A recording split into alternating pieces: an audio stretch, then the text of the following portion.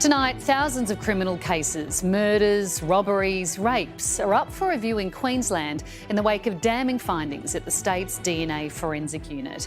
A bungle which may have seen criminals walk free and innocent Aussies end up behind bars. We want to get to the bottom of this. We want to know who was responsible.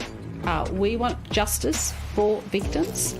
Two senior employees at Queensland's state-run forensic crime lab stood down today as the fallout from a damning interim report into the lab's DNA testing regime continues. This is perhaps one of the most concerning reports that our state has seen. Queensland Police now preparing to retest DNA in thousands of major criminal cases spanning the last 4 years. Talking about homicides, rapes, armed robbery, sexual assaults. It comes after revelations the lab made untrue or misleading statements about the quality of DNA tests to courts, prosecutors and victims, dismissing huge numbers of samples it said were too small to be tested, when in fact that wasn't the case. The number of cases we don't really know, so we could say there's going to be thousands. You know, there could be 1,000, there could be 9,000. This means that there are people in prison who perhaps ought not be there, and there are people outside prison who ought to be there.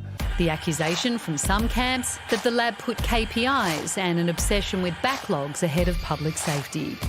In 2021 alone, nearly 600 samples from sexual assault cases went untested because Queensland's testing threshold required double the amount of DNA in a sample compared to New South Wales. Here we have in Queensland a 2022 disaster that it's been brewing for at least a full decade. I want to know why the methodology was changed. I want to know who authorised it. I want to understand the reasoning behind it. A police hotline has been set up for victims of crime who wish to have their DNA samples reviewed, as an inquiry begins public hearings next week. The centre needs to be properly funded. Its scientists need to be properly trained, and there needs to be a national standard for investigations around the country. This has significant ramifications which will flow through the justice system for years. Dr. Xanthi Mallett is a criminologist who's been following this closely, and she joins us now. Xanthi, we heard this floated in that story there. What are the chances that someone has got away with a crime or an innocent person is behind bars because of this?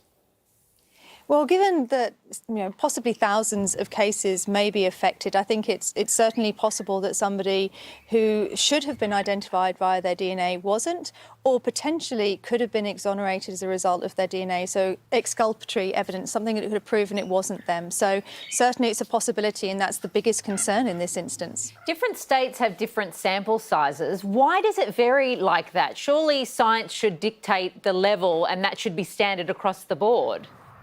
Well, you would think so, but you have to remember that this is also a resourcing issue. So labs have to make determinations as to what sample sizes they're going to run to get the best investigative power from those samples. So they may actually kind of triage and look to the larger samples to get a better result, to offer more possibilities for identifications. Victims are at the heart of all of this. Police have set up a hotline. What does it mean for them?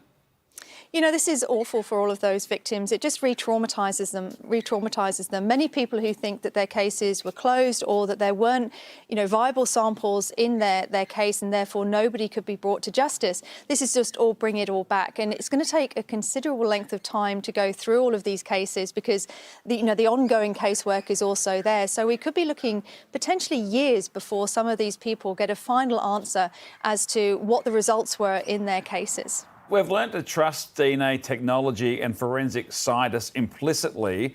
How much should this shake our confidence in the justice system?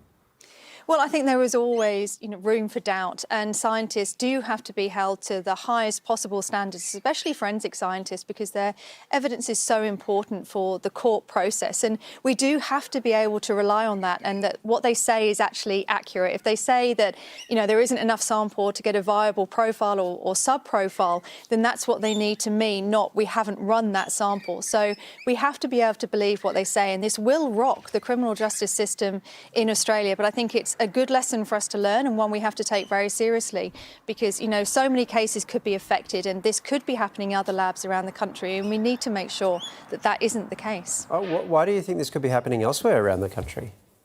Well, we've certainly seen problems in other labs around the country with contamination, issues with samples not being labelled correctly, and that has affected other cases. If you think back to Bradley Edwards and the Claremont killings, there were very significant problems over at that lab, and the defence and the prosecution debated that, and that was really a core part of whether Bradley Edwards would be found guilty, because all of those problems with the DNA evidence. Xanthi, really appreciate your expertise tonight.